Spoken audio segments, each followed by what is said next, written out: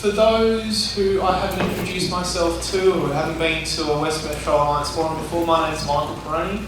I'm the Regional Development Coordinator for the West Metro Aged Care Planning Region. And I will be speaking quite a bit today at the direction of our governance group. But I would like to start our forum today by acknowledging the traditional custodians of the land.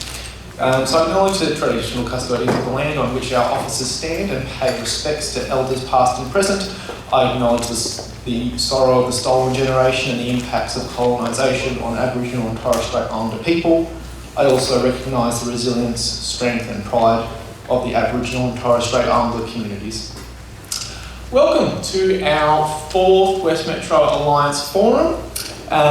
Just to note, the agenda that was circulated to our membership database last week remains unchanged.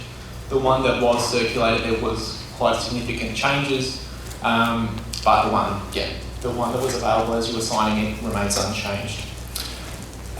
Bit of housekeeping for those who haven't been to the Oval Club before. The bathrooms are located to my left, your right, and I think you're going to be in for a good little forum. There'll be a lot of information. As I said before, there's a lot of me talking and a lot of talk specifically around the change management strategy for the Victorian community care sector, but we'll get on to that in a moment. Aside from the presentation on the change management strategy, we have a really wonderful presentation which I have seen before from Warren from Western Health, which is on elder abuse. So there will be really fantastic information there. We'll have updates from both the DHHS and the Department of Health. And then to finish, we will have a Q&A session with both departments. The Victorian Community Care Change Management Overview or Strategy, that is quite, a long presentation. It's about 45 minutes, and that will occur after morning tea. And that will be followed by a Q&A session and a bit of an open discussion with the membership. So definitely stick around for that. I will forewarn you that that presentation, because it is being delivered by RDCs in each of the aged care planning regions, so the information is consistent. I will be reading quite a lot from that presentation. Obviously, I've adapted it to the West Metro region, but the content is consistent across the state. I'm going to move into my little update.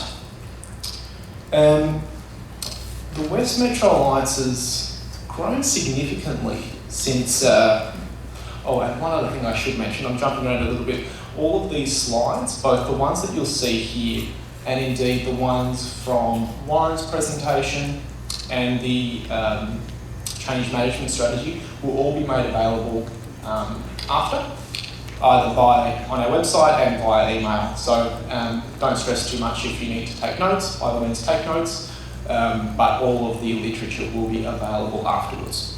So getting on to my update, the West Metro Alliance has been growing. Since our last forum, which was in March, our membership has grown to, I checked this morning, it was 264, which is an increase of 21% in the last 3 months.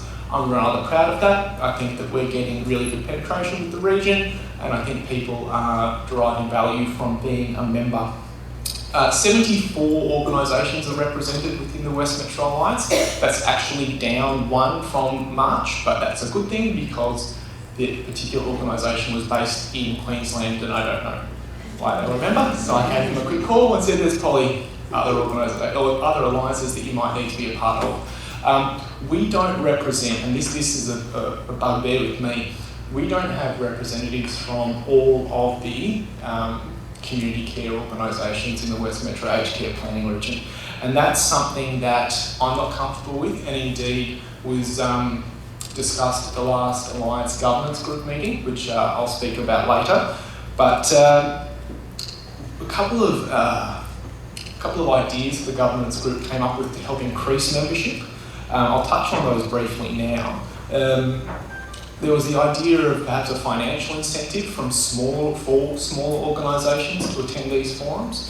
The organisations who we are missing are often those very small culturally specific organisations whose employee number is usually less than 5. So very, very small organisations, and taking 1 or 2 people out of their workforce is actually a significant percentage of their workforce. So really working hard to engage with those. So potentially financial incentives, making sure that we allocate enough time for networking within the forums, hence why we have morning tea, give a significant percentage of the forum to morning tea and meeting beforehand. So really pushing that networking aspect of all meetings and forums, not just forums like this, but our Alliance interest group meetings, which I'll touch on a bit later.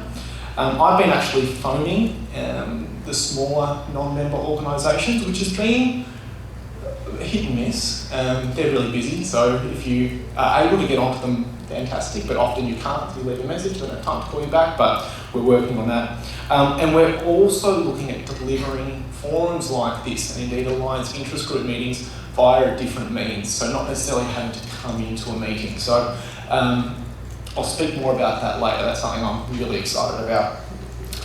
In terms of our engagement, at the risk of spamming our membership, I've decreased the number of emails that we send you and trying to make them more information dense. So there were 9 emails sent out to the membership between our last forum in March and last week. We have an average opening rate, and this is where I like metrics. So we can measure growth in this. Our average opening rate is about 35%. So for every email we send out, there's about a third chance that someone's going to open it. That sounds low. If we compare that to other government email databases, we're actually functioning at about 50% rather better than they are. So they average about 22%. In terms of click rate, because everything, whether it be on the Daily Mail or on our website, is measured in clicks, we have a click rate of 24%. So when an email gets opened, there's a 24% chance of someone opening it. That is about an 800% better number than the average government click rate, which is 3. So we're doing pretty well. I'm pretty proud of that. Our most popular content, surprisingly, has been information that's already out there. So when we repackage a government communique, they're the ones that get the most opens and clicks. So the Commonwealth Home Support Provider update had a click rate of 80%, which is astronomical. I think it almost blew up our email server. It was fabulous. And the My Aged Care fact sheet was also really, really popular. Things that if you were part of the government database to receive that information, you would have already received. I'm on the same databases as you, the Alliance is on the same databases as you. Not new information, but information being sent a second time. We still need to grow. So I'm really asking you as the members, and the members who are engaged enough to actually physically take half a day out of their week and come to a forum, to spruik the Alliance, to tell people about the Alliance, to direct them to our website. You're going to get sick of me telling you to go to the website, but everything we do is on the website, and I really, really recommend you directing anyone who you think might benefit from being part of the Alliance membership to our website. Or they can contact me. My details on the website about 12 times. So you can very, very easily contact me. My business card was at the signing desk. Always happy to have a chat. So please direct anyone who you think might benefit from being a member of the Alliance, whether they be in your organisation, in your sector, just direct them to us. A side note in terms of the West Metro Sector Development Team. So those who don't know, the Sector Development Team involves me as the Regional Development Coordinator, Jennifer Hall, who's just at the back there with her hand up, as our Wellness and Reablement Consultant, Kathy Oster as our Aboriginal Development Officer, and it did include Carolee Rice as our Diversity Advisor, but very happy that Carolee has just commenced some parental leave. So very happy for her, very sad for us that she's going to be away for a little while, but we are a little bit short in our sector development team. We don't have a diversity advisor at the moment. That role was advertised recently and will be interviewed, I think, next week. So in the meantime, just be aware that we don't have a diversity advisor. Our website. I love our website. I'm biased, but I really, really like our website. Since our last forum in March, we've had 576 unique visitors. That unique visitor term means that we've had 576 unique IP addresses, so computer internet addresses, come to the website. If multiple people use the same computer, we only get one IP coming in. If we extrapolate that out, we get about 1,600 clicks on the website a month. So people going in and clicking on different links. That's really strong, consistent growth. People are starting to use it more. Go on our website. There's lots of really great information there. The vast majority of our clicks come from our emails. So the idea of the emails being sent out is that people can pick and choose the information that they want to read in greater detail and be forwarded directly to the website, where they can read that information. Some of the changes to the website, there's a lot more information on our Alliance interest groups, and I'm going to dedicate quite a section of my little presentation here to the Alliance interest groups because it is really, I think, a fundamental part of our Alliance, which is starting to grow. The website itself is being constantly updated, so I update it daily. All the communiques that come out from both levels of government are there. All of the West Metro Alliance Governance Group agenda, minutes, presentations, notes, these slides, everything will be on the website. Go onto the website. One thing that's kind of happened organically, which I'm really proud about, is all the events on our website and actual member organisations contacting me and asking to spruik events that they're running for their organisation or for their sector on the website. I'd encourage you to do that. We had the Wyndham NDIS forum spruiked on there. We got really good metrics on the number of clicks through our website that actually attended the NDIS forum for Wyndham. So if your organisation has an event that they want to spruik, email me, call me, we'll put it up there. I'm not 100% comfortable with how the updates and resources page looks. That's something that I am going to put some effort into cleaning up. The actual amount, the physical number of updates and resources that are out there makes it hard to make it look pretty. So if anyone has better IT skills than me or has some grand ideas on how to make information dense websites look nicer and more appealing, I would really, really like to hear from you. I mentioned before we were looking at different ways that we can engage with forums like this. So having people like yourself actually not have to come in to physically be here at the forum. The way that we're doing that is via our new whiz-bang YouTube channel. Our YouTube channel right now has 0 subscribers because I can't subscribe. You can't subscribe to your own channel, so we couldn't even get one by me subscribing to it. But it's brand new, it's being launched today. The idea is, in a very, very broad sense, that we will record, and you'll see that we're recording here today, this or parts of this forum. We're going to record as many West Metro Alliance forums, events, Alliance interest groups as possible, edit them, make them short and sharp, and upload them to the YouTube channel. So those small organisations who potentially can't come to a half-day forum can just go and look on the YouTube channel. This was something that was pushed by the governance group, and I'm really happy that they did that. I was a bit unsure because I'm not actually working in the sector development team. I appreciate how busy everyone is, but I would think that a half day out here and there wouldn't be too bad. But as the number of events that the Alliance is running increases, obviously coming to some, and particularly when there's an engaging element to an Alliance, if there's a Q&A session, you want to actually specifically ask a question, you have to be here.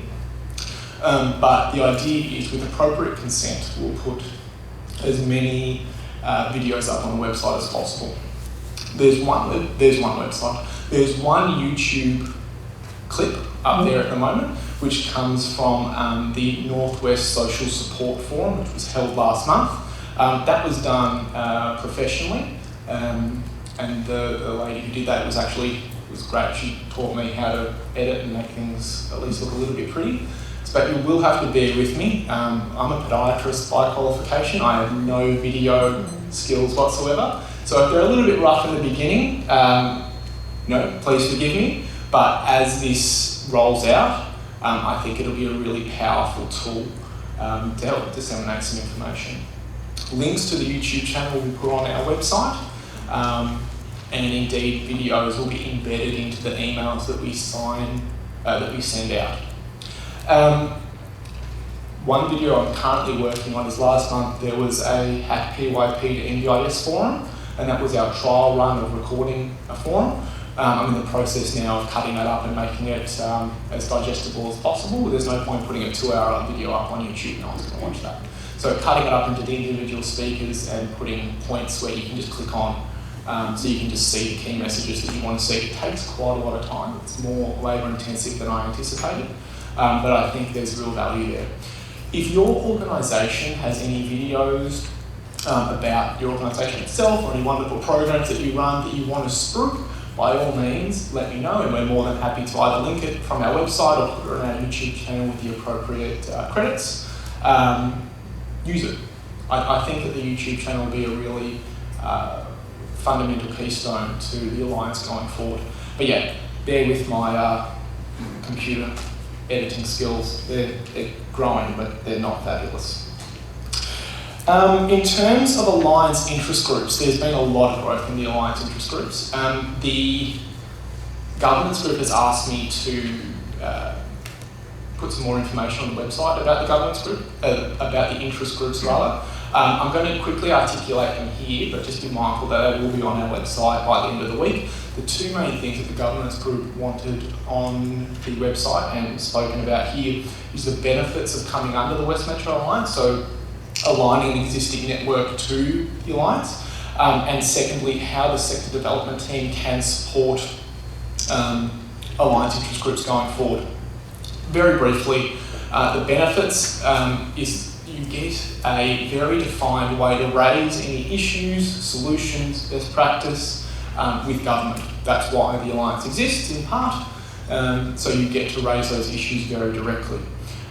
You'll potentially have a governance group member as the chair of your interest group, should you want to. That's not mandated, but one of our interest groups, the Western Access Community Network, has Matthew Wood, a governance group member, as their chair, and that's working really well.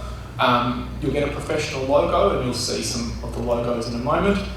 You'll get maintenance of your professional database, so we'll maintain as the sector development team all of your email databases. We'll help you send out professional looking emails. It's all stored in a secure way, it's quite good. You'll get your own page on our website where you can put resources. You'll get to put all of your meetings on our website. You'll be able to use our website as the West Metro Alliance as a platform for your interest group to grow and reflect the needs of the region. The sector development team will support by helping you with the logo, by helping maintain your digital database, by rating the odds and ends with the logo. We'll send out emails if you're happy to on your behalf. You'll provide the content, we'll make it pretty. Some of the things that we won't do as the sector development team is we won't provide any funding. We don't have any money to fund you guys, but we'll certainly provide any moral support, but you'll need to cover any costs. We won't facilitate or manage meetings, so we won't do chairing, we won't do minutes. We will attend meetings if you would like us to, but an Alliance interest group, like the Alliance, will need to, in the not too distant future, will need to be self-sufficient. We'll help you set yourself up, we'll help you transition over, but it is fundamentally important that the goal of your interest group is to be self-sufficient, both in a financial sense and an operational sense. To be an Alliance interest group, you do need to have terms of reference. I don't like meetings for the sake of meetings, and I think given how busy everyone is, I think that's fairly uniform across the sector. The terms of reference is very basic. We have a template on our website, which I'd recommend that you look at if you are thinking about bringing your interest group over.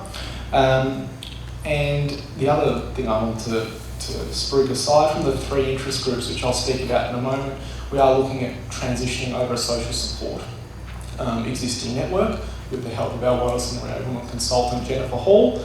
If you have any other ideas for Alliance interest groups, please just contact myself and we can make that happen. How good is that logo? And in fact, I'm going to spruik now the person who has done all of our logos, who's helped us design our website, who's helping me edit the videos, is Karina. Karina, do you want to put your hand up? She's on the video now. If you need a digital artist who's fabulous, go speak to Karina. She has helped a very non-creative person be a little bit more creative. So thank you to Karina for doing that. The Western Access Community Network used to be called WING, the Western Intake Network Group, hence the fabulous logo. Membership of 29, we've already had a meeting. The next meeting is at Sunshine Hospital, Western Health. It'll be chaired by Matthew Wood, the chair of the Western Access Community Network. All of the agendas, the minutes, the meetings, the terms of reference, a means to join this interest group is all on the website. Go on the website and you'll see it. This interest group is for those in the assessment space. So assessment from go to woe. So we have ACAS representatives, we have RAS representatives, and I won't say the most exciting part, but the part that I really, really like about it is we have organisational specific intake services represented there as well. So you have that whole continuum of assessment from ACAS to organisation specific assessment. And add access and support workers into that, you have a really wonderful mix of people who can talk all things assessment. Our new, I won't say our newest, but one of the newer ones is a My Aged Care Users Group. This group is formerly the Assessors and Providers Network that was facilitated by our RAS coordinator, Robin Wilmshurst.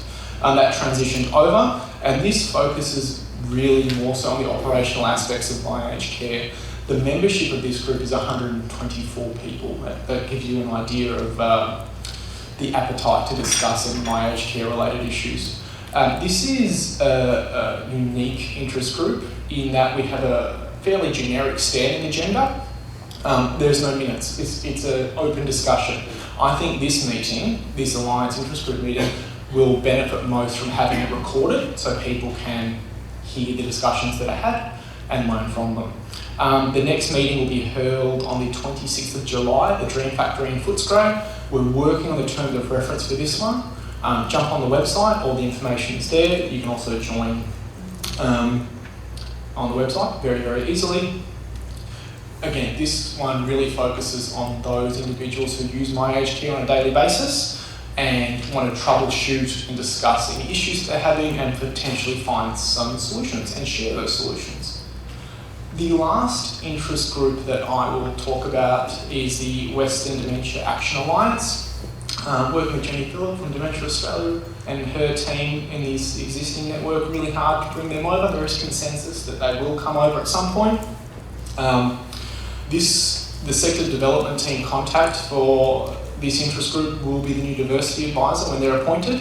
You can join on our website. So lots and lots of, interest in interest groups, and I'd really recommend you coming to the website and having a good look.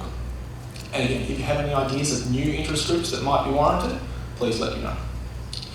A very quick update regarding the terms of reference, not the terms of reference, the Alliance Governance Group. We have a new member, Maria Dimitriadis, who is the Growth Lead of Community Services, Sales and Marketing at Backed Care, representing the non-government sector.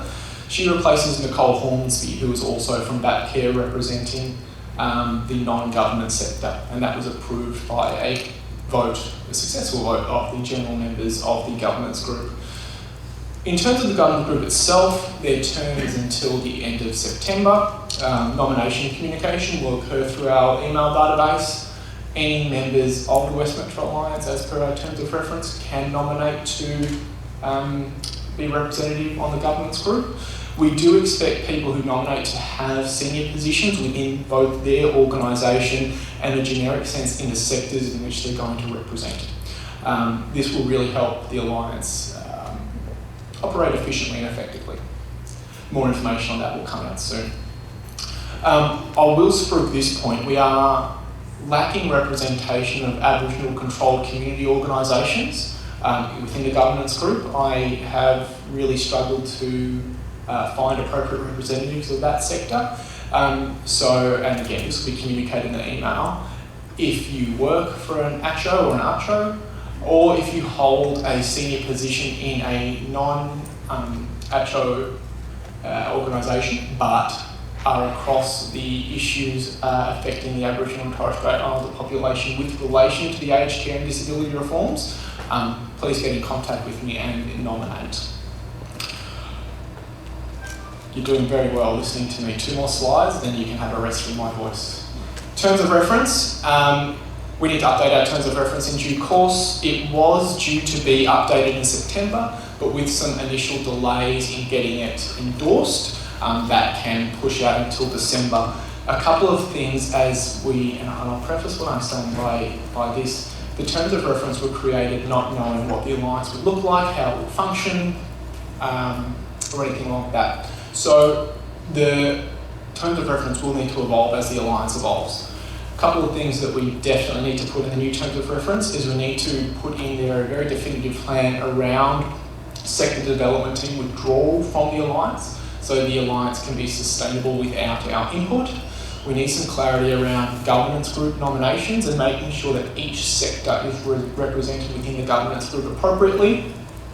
And we need to make some better clarity around what things the chair of the governance group, what decisions they can make, and what decisions need to be put to the wider governance group, or indeed the wider membership of the West Metro Alliance to make decisions. Last point from me is the issues log. I have got, since our last forum, exactly 0 issues submitted to me directly. The way that we submit issues, the way you rather submit issues, has changed. It was on our website, you could fill out a form and come directly to me, it was very simple. At this point now we've changed it so that you need to just call me and we can discuss the issue and work out whether or not the issues log is the best way to submit those issues. We're looking for issues that are across the region, or across the sector. So not my aged care operational issue or anything like that, something that is a bit more systemic. So if you think you have something that requires escalation, please call me and I can give you a means to do that and we can have a chat about it. For my aged care issues, the help desk or the contact centre will be your point of call unless there is a systemic issue with my aged care that's affecting everyone. I'm mindful I've gone over time, which I often do, but at this point I would like to welcome or ask Warren from Western Health up to the stage, and he's going to give his presentation on elder abuse. Thank you, Warren.